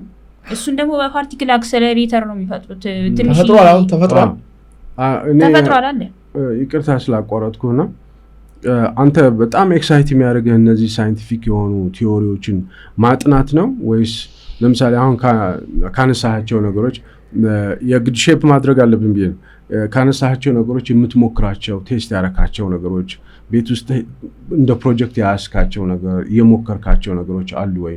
ምክንያቱም እነዚህን እውቀት ማለት ነው እንደዚህ አሁን ለምሳሌ አሁን ያለው እውቀት ለ14 ዓመት በጣም ስቱማች ነገር ግን አሁን ያለው እውቀት ይሸጥለታል ወይ ብለህ ብትጠይቀኝ አይሸጥለትም። አይሄድለትም። ቦምብ ሰርቶ ነበር። ኬሚስትሪ በከባድ ሁኔታ ነው የተማርኩት እኔ። እንዴት በጣም መከራ ይቻላል ኬሚስትሪ ለመማር። ያው ትምህርት ቤት የፈጠራ ስራ ምናምን እንሰራለን። ያው ላቦራቶሪ አለና ይፈቀድ ለኛ ብቻ ነው ለኔና ለተወሰኑ ልጆች ብቻ ነው የሚፈቀደው። እውቀት ላላቸው ልጆች ነው የሚፈቀደውና እኔ ደግሞ ለቦምብ ምናምን ተብሎ ነበርና ያኔ ነው እንደውም ስለ ኒኩለር ሳይንስ ምናምን ያጠናሁትና ምን ዝም ብለህ ምናምን ማተር አምጥተህ በፊውዥን ማጋጨት ከባድ ነው።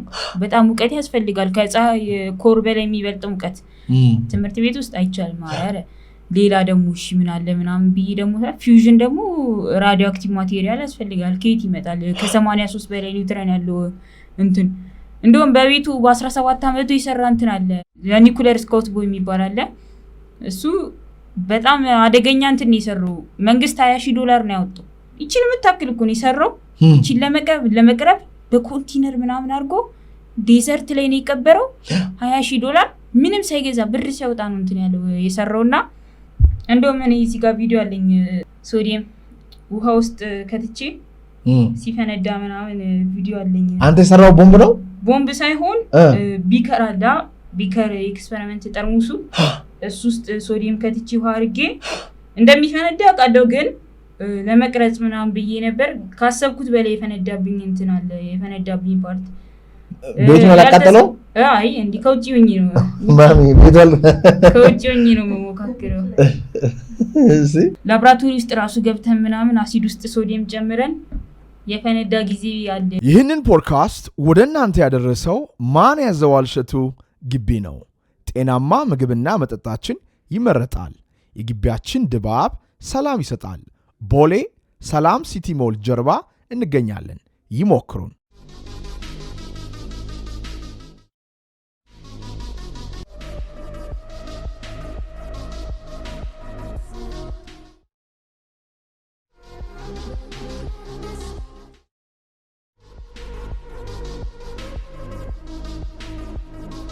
እንዴ በጣም ፈንድተዋል። እንዴት ነው ሰፖርት ሊያገኝ የሚችለው? አሁን እኛ ይሄ ልጅ እንኳን እድለኛ ነው። እንደዚህ ተንፍሷል። አትሊስት የሚሰማውን ነገር ተንፍሷል። በቃ አሁን ውስጡ ትንሽ እናትየው ነበር ሁሌም ያስቸግራት። አሁን ግን መጥቶ ለኢትዮጵያ ሕዝብ የሚተነፍስበት መድረክ አገኘ። ኖርማል ሰርቲፊኬት የተሸለምኩትም አለ ከዚህ በፊት በካልሽየም ቦምብ ሰርተን ከ2 ዓመት በፊት ነው። ቦምብ ሰራችሁ? ቦምብ ሳይሆን መድፍ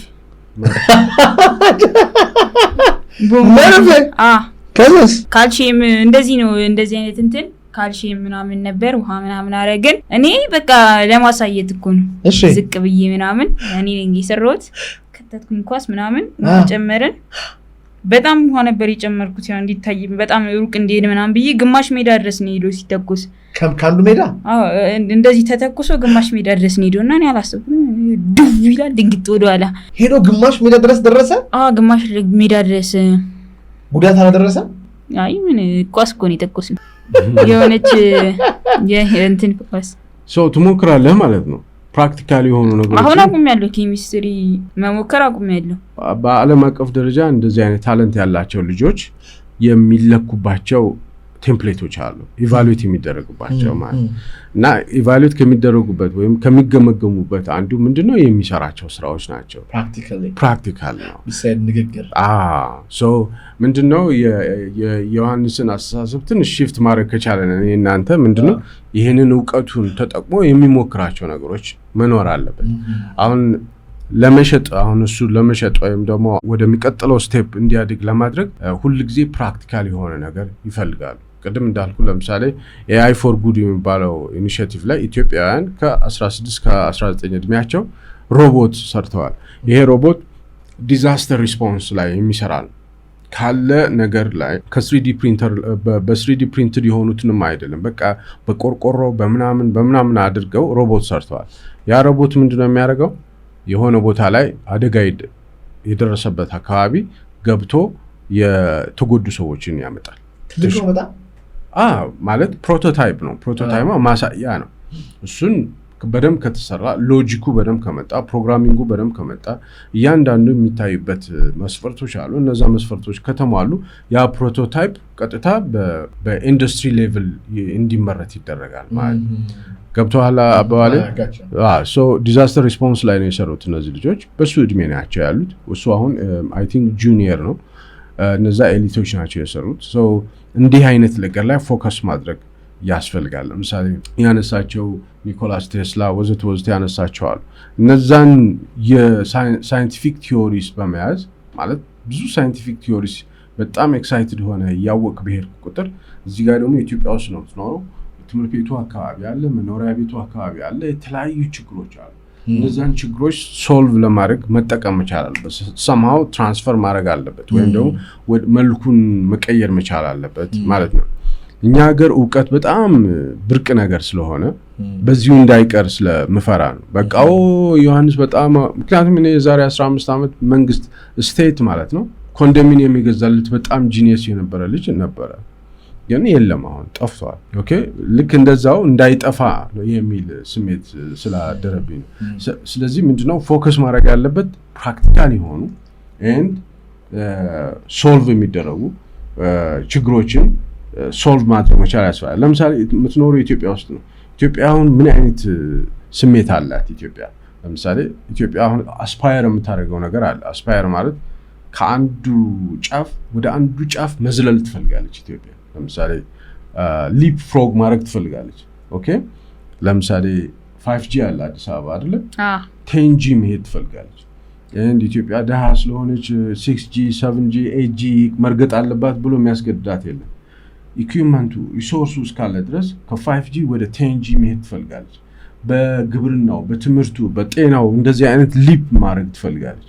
ሶ እንዳንተ አይነት ማይንድ ያለው ማሰብ የሚችል በጣም ብሪሊያንት የሆነ ጂኒየስ የሆነ ሰው ከኢትዮጵያ ኮንቴክስት ጋር እያያያዘ ያለውን እውቀት ይሄንን ነገር ሰፖርት ለማድረግ ጥረት ማድረግ አለበት ማለት የሆነ ኮንክሪት ነገር ማምጣት አለበት ማለት ነው። አንድ ሁለተኛ ግሎባል መሆን ፈልጋለሁ፣ ግሎባሊ መውጣት ፈልጋለሁ ካል ቅድም እንደነገርኩ ዩናይትድ ኔሽን በ2030 አሳካቸዋለሁ ያላቸው ግቦች አሉ። ወደ 17 የሚሆኑ ግቦች። አንደኛው ድህነትን ማስቀረት ነው፣ ድህነትን መቀነስ ዜሮ ማድረግ። ሁለተኛው ረሃብን መቀነስ። ሶስተኛ ያለ 17 ጎሎች አሉ። ሶ እነዚህን 17 ጎሎች በማጥናት በማየት አንተ ደግሞ ከምታውቀው አሁን ባለፈውን ፖድካስቱ ላይ ካነሳቸው እውቀቶች ወዘተ ጨምቀህ የሆነ ነገር ፈጥረህ ይሄን ነገር ሰፖርት የሚያደርግ ከሆነ ዩናይትድ ኔሽን ሰፖርት ያደርጋል፣ ግሎባል ይሆናል ማለት ነው። ባጭሩ ምን ማለት ነው? ከአሁን በኋላ ባለህ እድሜ ሀገርህን በደንብ ማወቅ ያስፈልጋል። ሀገር ምን አይነት አስፒሬሽን ላይ እንዳለች ማወቅ ያስፈልጋል። ዓለም አቀፍ የሆኑ ሁኔታዎችንም መረዳት ያስፈልጋል። ከዛ አንጻር አላይንድ የሆነ በዛ መስመር ውስጥ ሆነ ማድረግ የምትችላቸውን ነገሮች ለማድረግ ቤት ውስጥ መሞከር ያስፈልጋል ማለት ነው። ለምሳሌ እኔ ሁሉንም ቱሎች እሰጥሃለሁ ብልህ ኦኬ ሁሉም ነገር አሟላልሃለሁ ብልህ ምን ላሟላልህ ትፈልጋለህ ተብለህ ብትጠየቅ ማወቅ ያስፈልጋል። መጀመሪያ ዝግጅት ያስፈልጋል። ለአንድ ትልቅ ላቦራቶሪ ላቋቁምልህ እፈልጋለሁ የሚል ሰው ቢመጣ ምን ላቦራቶሪ ውስጥ ምንድነው የማደርገው የሚለውን ነገር ያስፈልጋል። ሁለተኛ እንደዚህ እንደኛ ሚዲያ ላይ መጥተህ እንዲጨበጨብልህ ጎበዝ እንድትባል ሳይሆን የሆነ ፕሮብሌም ሶልቭ ማድረግ አለብኝ የሚል ውስጥ በጣም እንትን የሚልህ ስሜት ሊኖር ይገባል። ያንን ስሜት ማምጣት ያስፈልጋል ማለት ነው። ይሄን ማውራበት በአጠቃላይ ይሄን ማውራበት ምክንያት ምንድነው? አንተ ላይ የሆነ ተስፋ ያየሁ ይመስለኛል። አንደኛ በወልድህም አባት እሆናለሁ እውነት ለመናገርና አይ ቲንክ የሆነ ትልቅ ቦታ የምትደርስ ይመስለኛል። ነገር ግን ጋይድ መደረግ መቻል አለብህ። አንተን ጋይድ የሚያደርግ የሆነ ኃላፊነት የሚሰማው አካል ሊመጣ ይገባል። አንተም ከሳይንቲፊክ እውቀት ይልቅ ቅድም አሁን ስታነሳቸው ነበሩ ስለ አልኬሚስት እያወራህ ነበር። እነዛ ነገሮች ቢያንስ ቤት ውስጥ ባለው ነገር ለመሞከር ጥረት ማድረግ አለበት። ፕራክቲካል መሆን አለበት። ቴስት የምታደርጋቸው ነገሮች መኖር አለበት። እንዳንተ አይነት ሰዎች 40 እና 50 ዓመት ሲሞላቸው ቤታቸው ጀርባ ያለው ላቦራቶሪ በጣም አስደናቂ ነው የሚሆነው። ለምሳሌ ኒኮላስ ቴስላ፣ ኒውተንን ብታይ፣ ኤዲሰንን ብታይ፣ ሌሎችም አልቱሪንግ፣ ቅድም ስለ አልቱሪንግ ስታወራ ነበር። አልቱሪንግ አሁን በጣም በብቸኝነት ሶሊቱድ ውስጥ ሆኖ ግን ከጀርባ የሆነ የራሱ ቤት አለው። እዛ ቤት ውስጥ ዓለምን ይፈጥራል ማለት ባሉ ነገሮች ስትሞክር ነገሮች ጃምፕ ያደርጋሉ። ነገሮች ስኬል አፕ ያደርጉልህ ይሄዳሉ።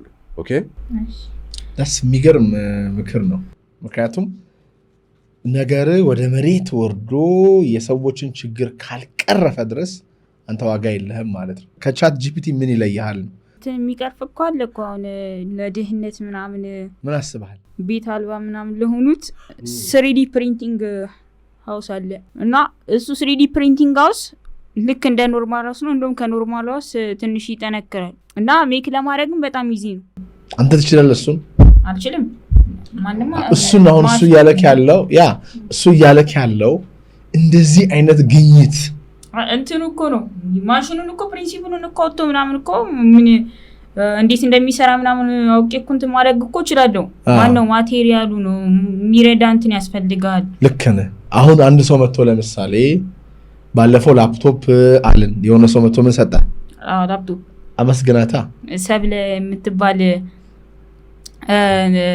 የተባበሩት ጋር ነው እንትኗ ቤቷ እና ላፕቶፕ ሰጣኛለች። አመሰግናታለሁ። ለምን ግን የሰጠች ላፕቶፕ ያስፈልገኛል። ኦኬ የሆነ ሰው መጥቶ ደስ የሚል ልጅ ምን ላርግልህ ቢል አንተ ምን አለ ነው። ላቦራቶሪ ፈልጋለሁ፣ ይሄ ዕቃ ያስፈልገኛል፣ ይሄ ኬሚካል ያስፈልገኛል፣ ቦታ ያስፈልገኛል።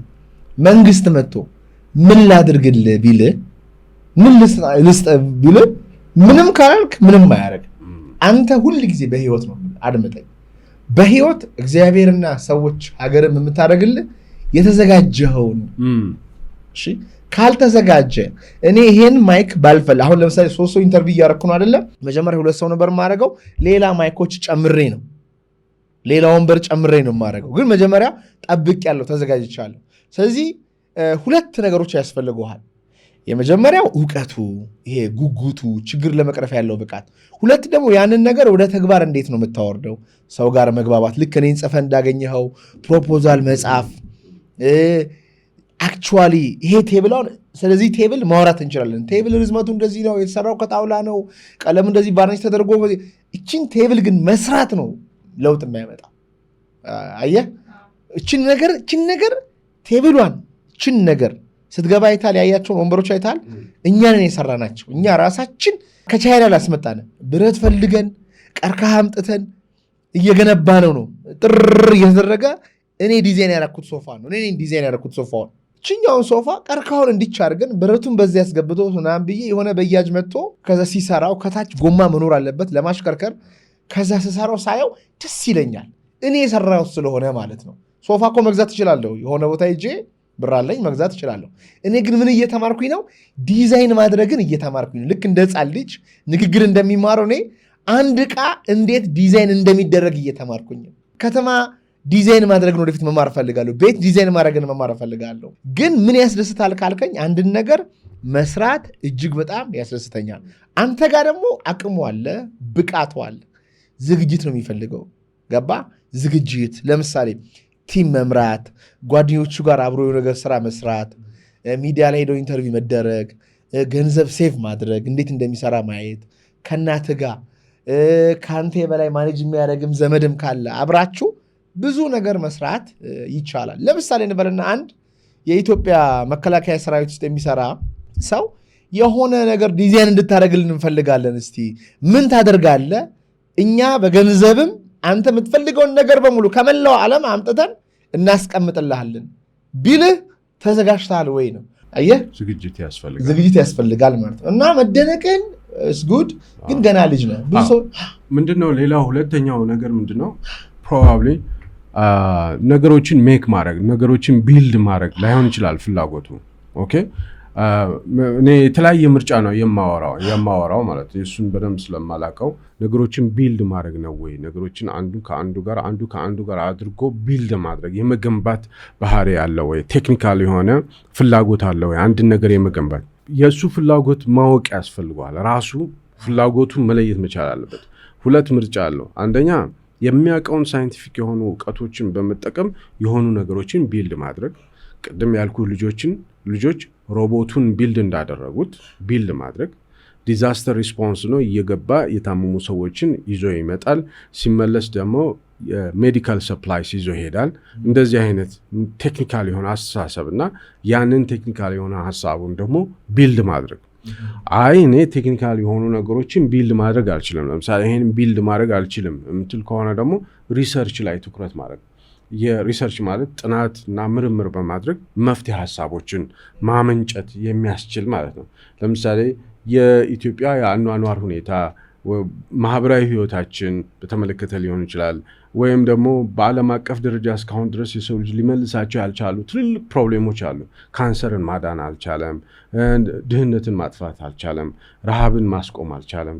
ክላይሜት ቼንጅ ላይ በጣም ብዙ ፕሮብሌሞች አሉ። እነዚህ ግሎባል ችግሮች ናቸው። እነዚህ ግሎባል ችግሮች ላይ ፔፐር መጻፍ ትችላለህ ማለት ጥናትና ምርምር ጽሁፎችን እያዘጋጀው ነው። እንደዛ ለያቸው ማለት የትኛው ጋር ነው ያንተ ኢንትረስት? ነገሮችን ቢልድ ማድረግ ነው ወይስ ደግሞ ቁጭ ብሎ ሪሰርች ፔፐሮችን ጥናትና ምርምር ማድረግ መጻፍ ጆርናሎች ላይ ምናምን የትኛው ነው የሚለውን መለየት አለብህ ማለት ነው። ኦኬ ገብቶሃል ሀሳቤ? ወደ ቴክኒካሊ ቢልድ ማድረግ ከሆነ ወደ ቢልዲንግ ወደ መገንባቱ ትሄዳል። እኔ መገንባት አልፈልግም፣ ነገር ግን ጽሁፍ መጻፍ እችላለሁ፣ ሪሰርች መስራት እችላለሁ፣ ማንበብ፣ እንደዚህ አይነት ነገሮችን መለየት ያስፈልጋል ማለት ነው። ኦኬ ምን ላይ ነው ግን ያንተ ኢንተረስት? ዝም ብለህ ስታይ አሁን ባለው ሁለቱም ላይ ነው እንደ ሁለቱም ነው፣ ግን የሪሰርቹ ይበዛል። ሪሊ የሪሰርቹ ይበዛል፣ ግን እንደ ሁለቱም ሆኖም ግን የሪሰርቹ ነው ትንሽ የሚበዛው ማለት ነው። ምክንያቱም ማቴማቲክስ ፕሮብሌም ሶልቭ አድርጌያለሁ ብለዋል። ያ ማለት ቁጭ ብሎ ፕሮብሌሞችን ዲፕሊ አንደርስታንድ ለማድረግ ጥረት ያደርጋል ማለት ነው። ስለዚህ አሁን ለምሳሌ የማቴማቲክስ ፕሮብሌም ሶልቭ ሲያደርግ ምን ማለት ነው? ፔፐር ነው፣ ራሱን የቻለ የጥናት ጽሁፍ ነው የሚሆነው። እንደውም ይህንን የሰራውን የማቴማቲክስ ፕሮብሌም በጽሁፍ ሁሉ መጻፍ አለበት። በጽሁፍ ማለት በቃላት ማለት ያ ማቴማቲክስ ነው። ሁለት ምናምን የሚባል ቁጥሮችን የያዘ ነው። ተቀባይነት እንዲኖረው እዚህ ጋር በሂሳብ ውስጥ የሰራውን ወይም ደግሞ ሶልቭ ያደረገውን ፕሮብሌም በዝርው ቃላት መግለጽ መቻላል። አዝ ስቶሪ መግለጽ መቻላል። እንደ ስቶሪ ማለት እንደ ስቶሪ በሚገልጽበት ጊዜ ሪሊ ሶልቭ ያደረገውን ነገር በደንብ አንደርስታንድ ያደርገዋል። ዶክመንቴሽን በጣም ኢምፖርታንት ነው ሪሰርች ላይ። ወደፊት ከፍ እያልክ ስትሄድ ይገባል። የተለያዩ መፍትሄ ሀሳብ ማምጣት የሚችሉ ሪሰርቾችን ስጽፍ ሪሰርች እንዴት እንደሚጻፍ የሪሰርች ቴምፕሌቶች ወዘተ ቀስ በቀስ ነው፣ በአንድ ጊዜ አይደለም። ቀስ በቀስ እየተረዳህ ይሄዳል። ነገር ግን ዮሐንስ በደንብ መለየት መቻል ያለብህ አሁን መለየት ያለብህ እኔ መገንባት ነው ወይ የምችለው፣ መቀጣጠል ነው ወይ የምችለው፣ የምወደው ከቅድም ነግሬሃለሁ፣ ከኒውተን፣ ከኤዲሰን፣ ከነዚህ ከአንስታይን፣ ከአልቱሪንግ፣ ከነዚህ ትልልቅ ማይንድስ መካከል የትኛው ጋር ነው ኮኔክት የምታደርግ የሚመስል? ይሄ ሰውዬ ልክ እንደኔ ነው የሚያስበው፣ እንደኔ አይነት ባህሪ ነው ያለው የምትለው የትኛው ሰው ነው የሚለውን በደንብ መምረጥ መቻል አለ። ከዛ ያንን ሰው ከመረጥ ያ ሰው ምን አይነት ሰው ነው? ፕሮባብሊ ያ ሰው ሪሰርች ላይ ጥናትና ምርምር የሚያደርግ ሳይሆን የተለያዩ ነገሮችን ኮኔክት የሚያደርግ የተለያዩ ነጥቦችን በማገናኘት የሆነ ነገር የሚፈጥር አይነት ሰው ከሆነ አንተ ዲዛይን የማድረግ የመገንባት ተስጥኦ አለህ ማለት ነው። ያንን ተስጥኦን በደንብ መከተል አለብህ። እንደዚህ ነኝ ካልክ ደግሞ ወደ ቀድም ያልኩ ሁለተኛው አይነት አማራጭ ላይ ትሄዳለህ ማለት ነው። ተረድተኸኛል? ፐርፌክት። ዳትስ አሜዚንግ። ነገሮችን በጥልቀት የምትረዳበት መንገድ በጣም ያስገርመኛል። እንግዲህ ዋናው ነገር ደግሞ ባለፈውም እንዳወራ ነው ከአምላክ ጋር ያለህን ነገር በጣም ማጣመር መቻል አለብህ። ሀገርህን በጣም ማወቅ አለብህ። ህዝብህን ማወቅ አለብህ። ትህትና ያስፈልጋል። ማድመጥ ያስፈልጋል። ትልቅ ሰዎች ጋር ስታወራ አንዳንዴ ትዕቢትም እንዳይሆን እኔ አውቃለሁ ብለህ ከአንተ የሚበልጡ ሰዎች የበለጠ ብታውቅ ራሱ ግን ለዕድሜያቸው ስትል ማክበር መቻል አለብህ። እሱ ትባረካለህ። አሁን ብዙዎቹ እውቀት በነገራችን ላይ ፈልገህ ካገኘው በላይ ፈጣሪ የሚገልጥልህ ይበልጣል። አሁን እንዳንተ የሆነ ሰው ልፈልግ ብለህ አይገባውም። ስለዚህ ፈጣሪ ደግሞ ምን ይወዳል መሰል? ትሁት ሰው መሆን፣ ሰዎችን ማክበር፣ የማያውቁ ሰዎች ካሉ እነሱን ደግሞ መረዳት። የሆነ ቀን ይገለጥላቸዋል። እንደዛ ከሆንክ በጣም ሩቅ ነው የምትጓዙ፣ በጣም ሩቅ ትጓዛለህ። ከዛ አንድ ቀን የሆነ ህፃን ዮሐንስ ብሎ በሚዲያ ላይ ስለአንተ ያወራል። ዛሬ አንተ ስለ ቴስላ እንዳወራው፣ ስለ ኒውተን እንዳወራው፣ ስለ ብዙ ሰዎች እንዳወራው ስለ አንተ ይወራል ማለት ነው። እና በጣም ይገርማል። ከልብ አንድ ፖይንት ላንሳ። ሌላው በጣም መሰረታዊ የሆነው ነገር የዚህ ልጅ መሰረት እዚህ አጠገባችን አሉ። ወይዘሮ ወላንሳ ልክ ነኝ? ወላንሳ እኚህን እናትህን ከማክበር ጀምሮ፣ ከማዳመጥ ጀምሮ፣ አብረው ከመሆን ጀምሮ፣ ከማወያየት ጀምሮ እናትህን እስከ መጨረሻው ድረስ መያዝ መቻል አለብህ ማለት። እናትህ ጋሻህ ናቸው፣ እናትህ ከለላ ናቸው፣ ወዘተ ወዘተ።